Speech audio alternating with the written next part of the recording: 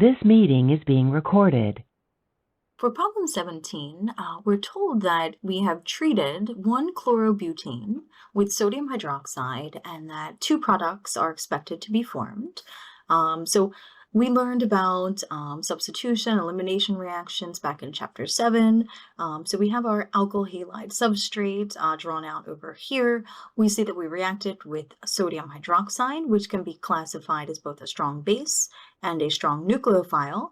So we know that we have a competition of nucleophilic substitution products and also our elimination products. So we're going to have with a primary substrate, if you recall, a major product that would be due to nucleophilic substitution.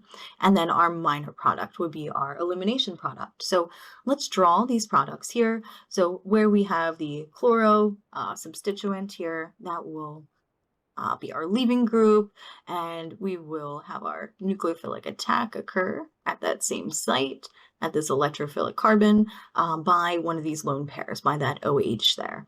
So our substitution product then would look something like this here, and that would be our major product as we indicate it. And then our minor product, this would be due to elimination here. Right, so we have our, we should have left that chloro there. So our hydroxide now is functioning as a base, and we would generate, a different product. Let's go back here.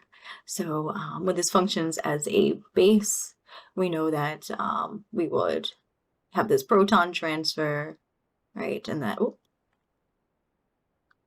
right, so this these electrons would now form this double bond, and this is our leaving group. So we would end up with this as our major product, or our minor product, rather. All right, so now that we have our two products sorted out here, I added an extra carbon, didn't I? So our minor product would actually look like that, right? We only have 4 carbons here. So what signals would we expect to see? What signals would tell us what products have formed? So in our substrate, we really don't have any characteristic stretches that would appear, but we do with our two products. So we would have this OH stretch expected with our major product, somewhere between 3,200 to 3,600.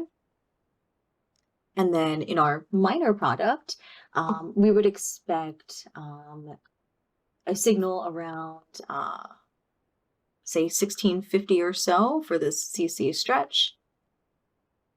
So we'd have one signal there, and then we would also have any sp2 hybridized carbon hydrogen bonds, like shown down here, that would appear in a range around 3,100, right? So 3,100. So to the left of our 3,000 mark, indicating that we have a double bond present and that sp2 hybridized carbon hydrogen stretch. So depending on what product is formed, we would either have one signal in this range for our alcohol, our major product, or we would see 2 signals at these wave numbers around here for our minor product.